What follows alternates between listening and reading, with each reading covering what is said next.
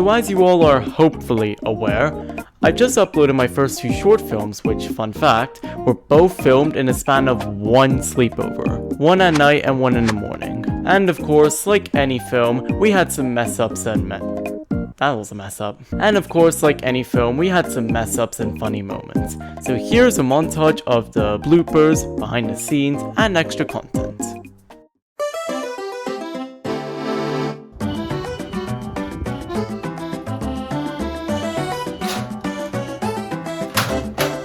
Oh my god, it literally looks like it's midair! That is an actual blooper. Oh my god! Holy shit! It's the flying dart! Got it! No. No. Got it! We did it. Oh my god. Go. Not like Naruto run! Alright, run in 1, 2, 3. Oh shit. You forgot the cockpit. Oh. Bye, have a great time. Bloopers, yeah. Listen.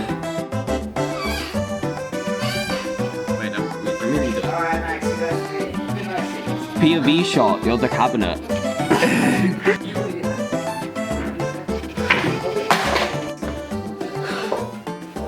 Here's a tip. If you want to do film like me, then don't make the same mistake that I did and switch your camera focus mode to manual. Seriously. What's that not normal? No, stop changing!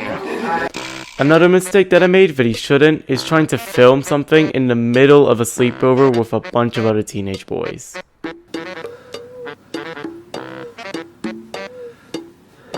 Before ending this video off, I want to share with you the hardest scene I've ever filmed. This one at the end of the nothingness of your tormentors. In this scene, you can see these two creatures slowly teleporting closer to the bed. And here's what the scene actually sounded like without the audio cut off. Okay. Hurry up. Right. Walk into the frame. Start moving. Stop. Stop moving. Start. Lean to the bed. And stop. Start moving. Lean to the bed. One thing that made this scene really difficult was how he did the whole shadow creature thing. We just wore black hoodies backwards. Since we did it like this, it was impossible to see with it on. So it was completely on me to direct my friend's movements. And I miscoordinated so many times. Now start moving. Lean into the bed. Lean into the bed. Now stop. And now you gotta start, like going under. Go under the bed. Okay, I can redo this. I can redo that part. This is likely just my perfectionism kicking in, but if you haven't noticed in the unedited version of the last scene, you can actually catch a glimpse of my friends moving right before getting out of frame. So how did I fix this? Just a little editing.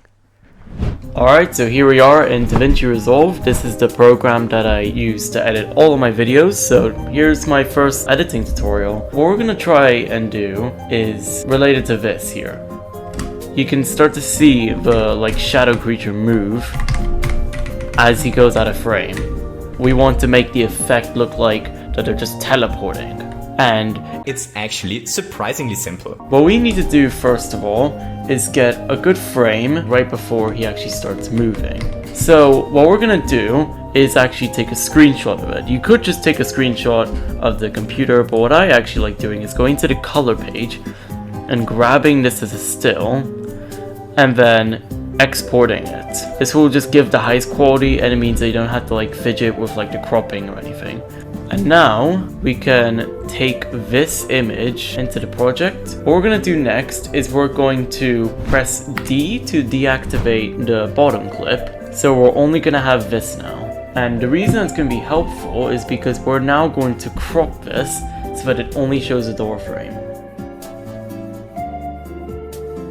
Alright, so you can motion track this to like go on top of the door, but I personally find it easier to just keyframe it. So what we're going to do is we're going to go over here to the inspector.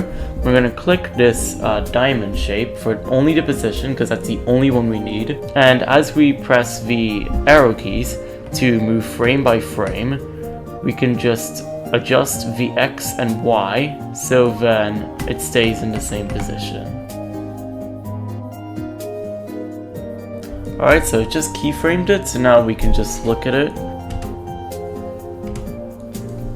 Now, the issue I have with it is it looks a bit off at some point. So obviously you could just like fix up the keyframing until it's all good. But there's a bigger problem here. This part of the shelf, this is where the photo is, but then here is the actual video. And as you can see, the coloring is completely off. So what we're gonna do is we're gonna go into the color page and we're gonna go over to the keyframes, select that.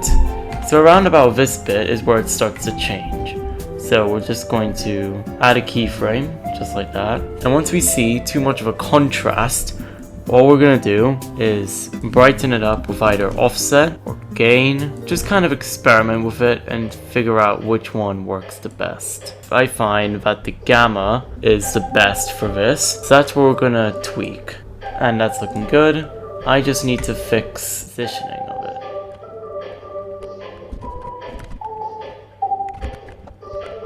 An extra thing I did quickly was just change a bit of the zoom, which is basically just gonna make it bigger. Specifically what I did was click this chain thing so that the sizes are not changed together. With this I can just change only the X or the Y by itself, and I just changed up the Y a little bit, as you can see, just so that it can cover up this little area here. Oh, and an extra thing to make this edit look slightly more realistic is to go to cropping over here and move up the softness. And all the softness really does is just make it blend with the background a little bit extra.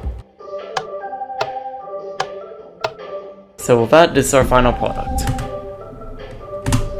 And there's maybe like 1 or 2 seconds where you can really notice something's up, but it's really hard to tell. It's a very simple effect that anyone could really do. It's nothing fancy, it just helps to cover up certain things. So, yep, that's my very first editing tutorial. Hope you enjoyed it. If you're into editing, if you're not, this might be a bit boring. I apologize. As you can tell, this video's been a lot more experimental than my other ones. So, if you want me to do more bloopers, more fun facts, more tutorials, less bloopers, less fun facts, less tutorials, let me know in the comments. And I'll see you when I next finish a project.